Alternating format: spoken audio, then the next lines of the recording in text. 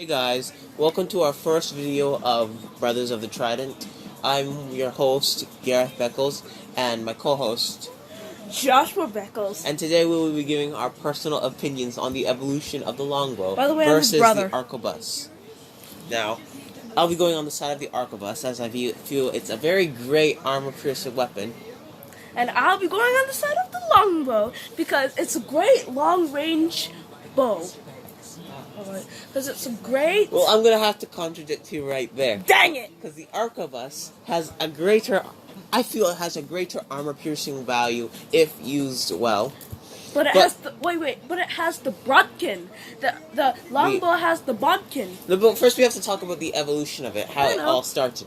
Now, the longbow didn't just get poofed in there. Some Yeah. Englishman didn't have it. It started off first as Persian composite bows It during could- the 5th started- century, 3rd We're century. talking about the English longbows. Yeah, but you have to talk about the I know. evolution of said weapon. I know. So the Persians, blah blah blah. But the first real good longbow came out in Wales. Well, yes, the effect of them, but you have to think about how the longbow got there. Anyway, I feel that the arquebus is a great armor-piercing weapon as it's cheap. It doesn't. You don't need to train.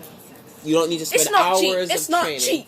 It's not cheap. Well, of course, you need to counter in the fact that it took a great blacksmith to make said barrel for said weapon. Course. But it can be used very, very, very effectively if the troops Well, are it skilled defeated enough. the English in the final battle of the 100-Year War. P.S. The 100-Year War was a stalemate. Facts right there.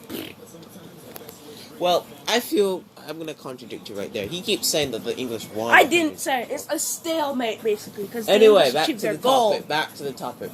Now, of course, you do have to give the longbow some slack, as it was fairly cheap, as it only really took wood and things. But the training, since the age of 7, boys would have to learn to use the longbow. And if they weren't good at it, they'd just continue their lives. But if they were good, they'd have to go through archer training. Now, the English did use the longbow to great effect during battles at Poitiers, Crécy. And Agincourt and Verneuil. Not exactly Verneuil, as Yeah, their of arrows course. kind of just decorated the Italians. Of course, but they destroyed the French after. After, of course, but the Italians did their Whereas job. the English for still won the once. Battle of Verneuil. Anyway, now you have to look at the battles of the Arquebus and its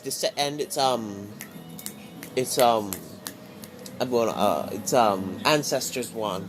Like the Ottomans actually used the arquebus and gunpowder weapons to great effect against the European powers who What were about the Byzantine Empire? They used it during the siege of Constantinople. Yes, but the Europeans are quite slow to the introduction of gunpowder. Now, of course, the Habsburgs and maybe the course. Polish use those weapons. course, they But use- you have to look at the army that the Ottomans are fighting, The like longbow, the Safavids. the longbow is still in use for reenactors and some tribes up back north yes. in Canada and up down back west. with Anyway, the back on topic of who Native would win. Americans. Let's say we pitch up Ottoman arquebusier. Now, how about a French arquebusier versus an English Yeah, longbow? let's keep it on the topic of the 100-Year War.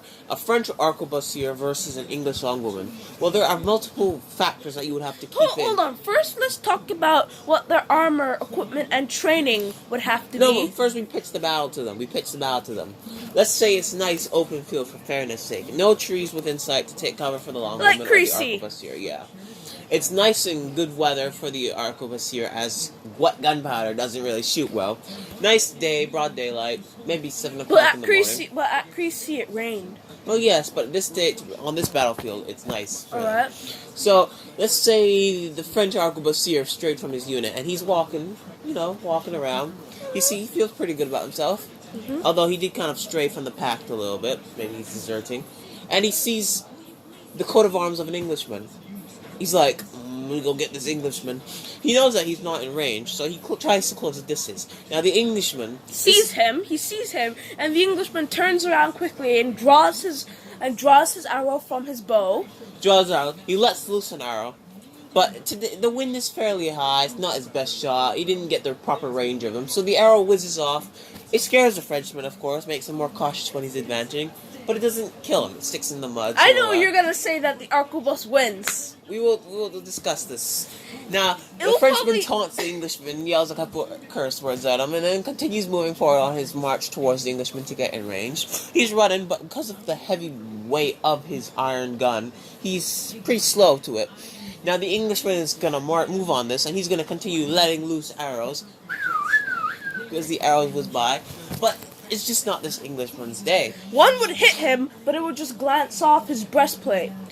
Because, guys, this is the 14th century. Yeah, if it doesn't kill the man instantly. He was using his broadheads, not his bodkins. Now let's so just go over one of the scenarios where the arrow does stick in the poor Frenchman, killing him instantly. But that's not fun, is it? So we're gonna go over another one. So let's just say the Englishman continues to miss. Now you have to take it that you have to realize that the arquebus is a very inaccurate gun compared to modern day standards and to standards of the Napoleonic era, of course. Now the Frenchman, he's in range, right? Now, making sure not to blow himself apart with the gunpowder that he's carrying on him, he gets his match. He's careful. He puts it down, is about to pull the trigger, and fires. The crackle of the gun goes everywhere. The crackle of the gun expels through the air. Smoke lifts off, clouding the area, and the Englishman is still alive. The Frenchman has now missed, and he has to go through the lengthy process of reloading, making sure not to break But his after wooden that, ramrod. I'm sure that the French and the English would have heard that crackle, and both of them would have ran back to their units. It's a 1v1. It's a 1v1, boy. Now, the Englishman is continuing to let loose arrows, but he decides, you know what? To heck with it. Pulls out his axe or sword or whatever. Dagger. Let's just go with a dagger. And then the Frenchman pulls out his axe or something dagger, like that. and they go into battle. Now, it's just another scenario. But you have to take into the fact that the arquebus was still a very new weapon. Now, the French and Italian mercenaries use this to great effect. The Italians use it to great effect against the French, mercenaries and all that, fighting for whoever paid them the most. But it's just still a new weapon, so it's prone to failure. So the Englishman, he's accustomed to the longbow since he was a child, of course. And even then, a bow is still a lot more reliable than a gun, the arquebus. But it was a lot cheaper. It was so much more cheaper that all the Europeans eventually were like, it's so much cheaper, you could... But the only wood that was good for the longbow was produced in England. Only adding to its cost. So, if other armies wanted to buy it and use it, it would cost a little cheap, but it'd cost a lot for, killing the cows and getting the right string and, making sure the wood doesn't snap. The longbow is a great weapon, but is it the best? No. Not the best. Is the arquebus a great weapon? No. Yes, but is it? No, is it bruh. not the Is best? it the best? No. These weapons, you have to understand the reasonings behind these weapons. The arquebus was much cheaper. It wasn't much. It probably wasn't. It was not much cheaper to produce. It but it was much more cheaper to get 100 guys with an arquebus rather than 50 with a longbow who can actually use the longbow. Per 10 arquebuses, there'd be at least 5 longbowmen, because you'd have to go through the hassle of finding strong boys, and if they weren't good for it, they'd have to just continue their lives. And when they found a good boy for it, he'd have to go through archer training and stuff, and start firing his bow, start training with his bow all his life, so he gets extremely ripped. Well, it doesn't really take that much so energy. I'm younger than my brother, and so he said that when he clenches his fist and puts it down, and when it takes me the strength to at least pull it back. The longbow, it doesn't take the most amount. You don't have to be a ripped six-pack guy like Arnold Schwarzenegger. I know. Nager. Nager. Anyway, shush. But it still takes a great deal of force, especially around the buys and maybe the biceps and the muscles and the shoulders, of course, tendons in your arm. Yeah, whatever.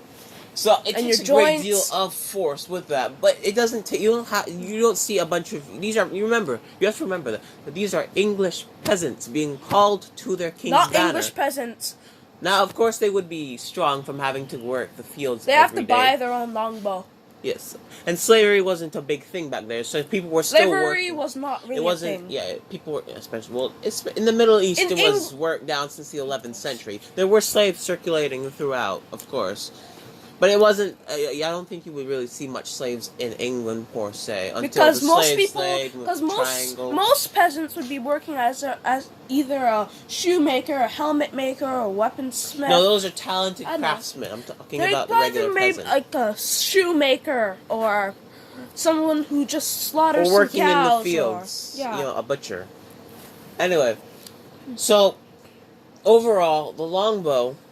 If you are in a long-range battle, the longbow will prevail. If you are in a close-quarters battle and you need to penetrate the enemy's armor, especially considering with the new techniques of drenching the armor in oil or water and strengthening it again. Well, oil. Like the Italians did I believe at the Battle of Vernoy and swept aside the English. I believe in the 5th century, the Romans used oil, which is what made the gladius a lot stronger than most weapons. But they still weren't able to take the advantage of a Britannic or Celtic longsword smashing into their shields and breaking them. Well, of course. Anyway. The Scutum suck. So, we're coming up on the 12-minute mark. This is long.